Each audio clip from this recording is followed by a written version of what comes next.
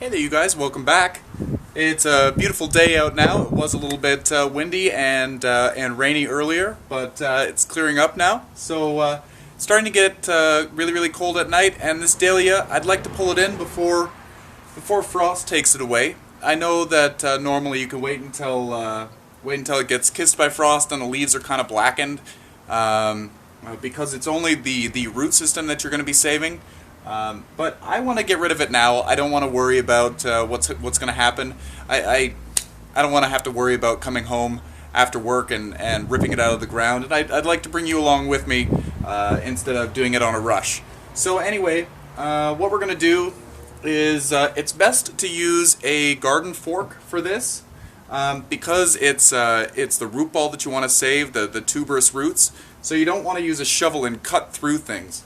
So the best thing to use is a garden fork. If all you have is a shovel, that's fine. That's fine. No harm done. You just might cut some roots in the process. I'm going to go ahead and trim back the leaves on... Excuse me. I just had some a peppermint cafe mocha. Absolutely delicious. So anyway, yeah, I'm going to cut this back, and then we're going to look at the root system. We'll dig it up, and yeah, just bring you along.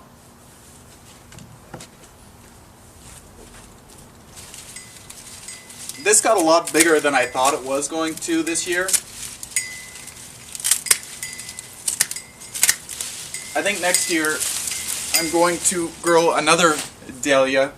I'd like to try one of the cactus flower dahlias, or just a regular dinner plate dahlia. I want them to be even bigger. This one had a lot of small flowers. The flowers are quite pretty, but they're really small. I want to have something a little bit more showy next time, as well as this one. Alright, and I was starting to get some powdery mildew. This happened really late in the season, so I'm not going to worry about getting rid of it. I'm not going to spray it with anything. I'm going to be throwing these leaves into the compost bags. So I'm not going to worry about it.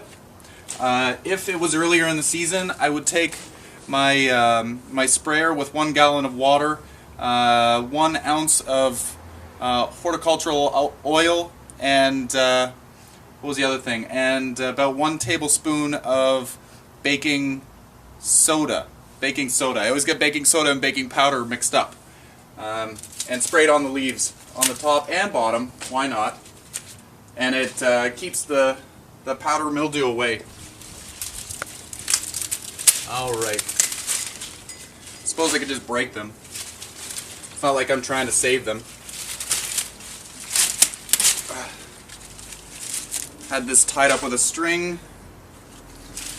Take this down a little farther.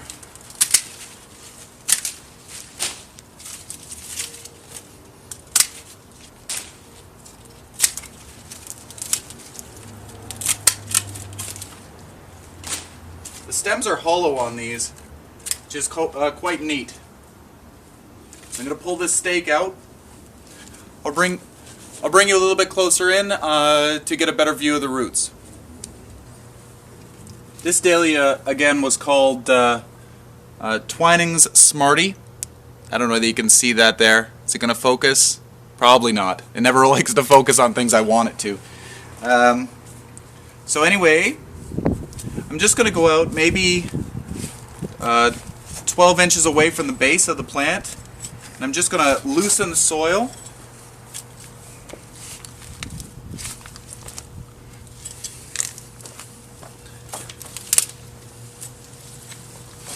Again, if you break any roots, that's okay. You don't want to, but it's not going to sacrifice the life of the bulb.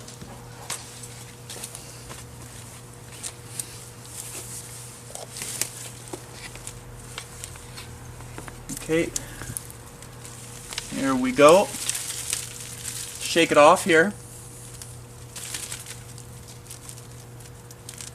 And I'm just going to remove as much of the soil as I can. Oh, here's a... oop, I'm falling over. They call these toes, I guess. Tubers is what they are. These are all This will grow another plant. Let me just see if there's any more in here. It's like harvesting potatoes. No, looks like this one just broke off. So what we'll do is we'll leave this sitting out in the sun for a couple of days and let it dry off. And then once it's dry, I will bring you back and I'll show you what we're going to do. Basically, we're going to store it in a paper bag over the winter, but we're also going to use some fungicide. Look at how well this has grown. Looks beautiful. Absolutely beautiful. It's, I don't even know. I want to say it's quadrupled in size, but it's gigantic. Next year, we're going to get so many new growths out of this. It's going to be wonderful. I can't wait to show you. Anyway, stay tuned for this after it's dried out, and we're going to put it away for sleep. So here's the dahlia root that we dug up, and it's been a trait of mine. I left the video, it wasn't recording, so I ended up cutting off the stem. I left about 1.5 inches, 2 inches of stem so that you can see which side is up here, so that when we plant it next year we know where it's supposed to get planted. I just removed all of the extra soil from in amongst the roots, and I just cut off any extra dangly roots that I saw just to clean it up a little bit. Not 100% necessary, but I did it just to clean it up. So what we're going to do is we're going to store them in a paper bag. Don't store them in a plastic bag. You don't want to increase the humidity too much. You don't want to cause rot. And we're going to use a fungicide powder. It's also an insecticide. And we're basically going to just coat the bulbs, or the toes, the tubers, in this powder. You don't want to breathe this powder in. It's not good for you. So I'm going to put it in the paper bag. Take out the receipt that was in there. And I am going to just shake all kinds of powder on this thing. The bag will smoke. It's best to do this outside and not in the house.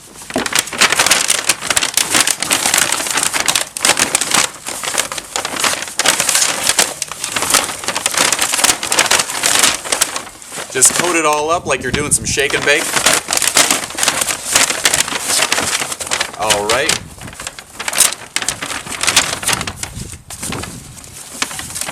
As you can see, the dahlia root is now all coated. Just a thin layer is fine. You don't need it to be really coated.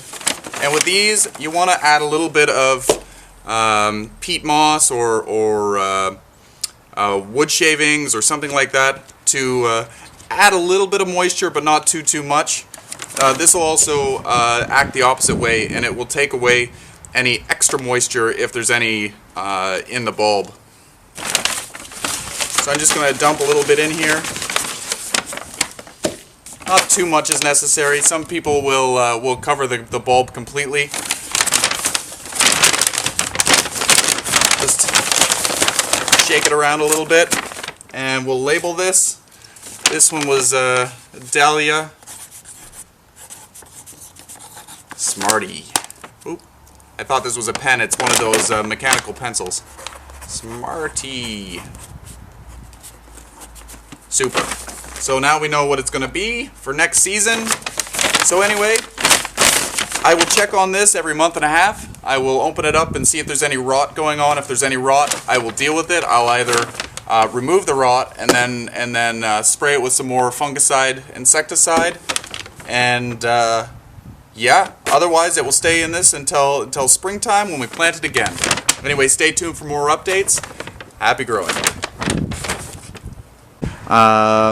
It's very stiff in its structure, and it doesn't really get whipped around by the wind a lot, which is fantastic. The banana used to get mangled,